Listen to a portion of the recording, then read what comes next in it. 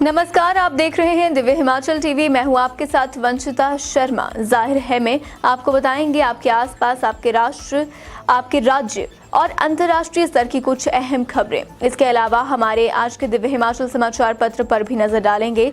आइए करते हैं कार्यक्रम की शुरुआत। कार्यक्रम की शुरुआत करेंगे अंतर्राष्ट्रीय खबरों से।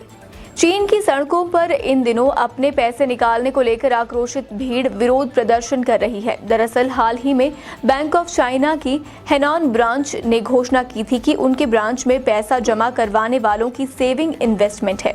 ऐसे में लोग अपने पैसे नहीं निकाल सकते। इस घोषणा के बाद लोगों का प्रदर्शन और उग्र हो गया है। अगली खबर की बात करें तो दुनिया का सबसे बूढ़ा और बड़ा नर पांडा NN को हांगकांग के ओशन पार्क में इच्छा मृत्यु दी गई। इस पांडा की उम्र 35 साल थी, जो कि इंसानों की 105 साल की उम्र के बराबर है। अगली खबर की बात करें तो पाकिस्तान के प्रधानमंत्री शहबाज शरीफ के बेटे हमजा शरीफ ने शनिवार को पंजाब प्रांत के मुख्यमंत्री पद की शपथ ली।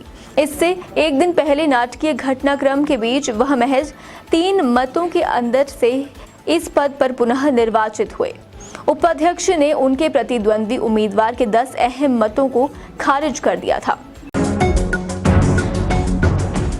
राष्ट्र की खबरों की बात करें तो महाराष्ट्र की मुंबई के अंधेरी ईस्ट में एक 3 सितारा होटल के कुक ने वेटर की चाकू घोंपकर निर्ममता से हत्या कर दी। कुक और वेटर के बीच खाने के ऑर्डर बदलने को लेकर विवाद हो गया था। अगली खबर की बात करें तो राष्ट्रीय जांच एजेंसी ने पंजाब के जालंधर में पिछले साल एक पुजारी की हत्या के आरोपी खालिस्तान टाइगर फोर्स के कनाडा में रह रहे प्रमुख पर 10 लाख रुपए के नगद इनाम की घोषणा की है। इसके बाद आपको बता दें, पश्चिम बंगाल के मंत्री पार्थ चैटर्जी को शिक्षक भर्ती घोटाले में शनिवार को प्रवर्तन निदेशालय ED ने गिरफ्तार कर लिया। प्रवर्तन निदेशालय ने शिक्षक भर्ती घोटाले की जांच के सिलसिले में शुक्रवार को 2 मंत्रियों समेत करीब 1 दर्जन लोगों के घरों पर एक साथ छापेमारी की थी और भारी मात्रा में नकदी जब्त की।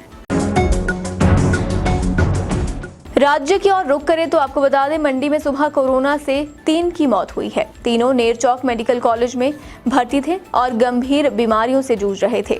मंडी में कोविड संक्रमण तेजी से फैल रहा है। शुक्रवार को जांचे सैंपल्स में 25% पॉजिटिविटी रेट दर्ज किया गया। अगली खबर की बात करें तो कुल्लू जिले की राजकीय माध्यमिक पाठशाला शमशी में 30 बच्चों की पिटाई के मामले में हाईकोर्ट ने कड़ा संज्ञान लिया है। अब हाईकोर्ट ने शमशी स्कूल प्रभारी और अध्यापिका का रिकॉर्ड प्रारंभिक शिक्षा विभाग से तलब किया है। हालांकि शिमला निदेशालय ने पहले ही लापरवाही बरतने पर दोनों को चार्जशीट किया है, लेकिन अब मामले में हाईकोर्ट की ओर से संज्ञान लेने के बाद दोनों पर गाज गिरना तय है। अगली खबर की बात करें तो हिमाचल प्रदेश के होटलों में अब 1000 रुपए की कीमत वाले कमरों पर GST नहीं चुकाने वाले कारोबारियों पर शिकंजा कसने वाला है। कर एवं आबकारी विभाग ने प्रदेश के सभी होटल कारोबारियों को दिशा निर्देश जारी कर 1000 रुपए तक के कमरे पर 12% GST अदा करने को कहा है। आदेशों का पालन न करने वाले होटल कारोबारियों के खिलाफ नियमानुसार कार्रवाई की जाएगी। आइए एक नजर डालते हैं हमारे आज के दिव्य हिमाचल समाचार पत्र पर। केंद्रीय माध्यमिक शिक्षा बोर्ड ने शुक्रवार को 10वीं और 12वीं का रिजल्ट घोषित कर दिया और उम्मीदों के अनुरूप हिमाचल में HP बोर्ड की तरह यहां भी लड़कियों ने ही बाजी मारी। इसके बाद हिमाचल में सरकारी कर्मचारियों के तबादले 15 अगस्त के बाद बिल्कुल नहीं होंगे।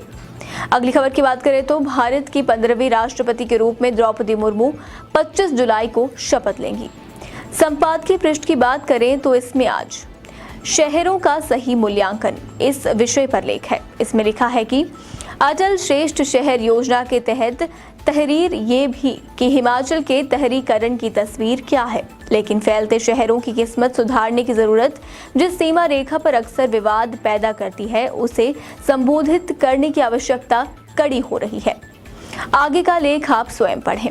इसके अलावा कुमार प्रशांत का लेख सत्ताओं की सियासत, संजय शर्मा का लेख औद्योगिक कॉरिडोर की हिमाचल तक पहुंच और देश के लिए में कर्नल रिटायर्ड मनीष का लेख भारतीय सेना और कारगिल 3 छपा है। आप इन सभी लेखों को अवश्य पढ़ें। पहले के समय में लोगों को अपने पड़ोसियों का खास ख्याल होता था।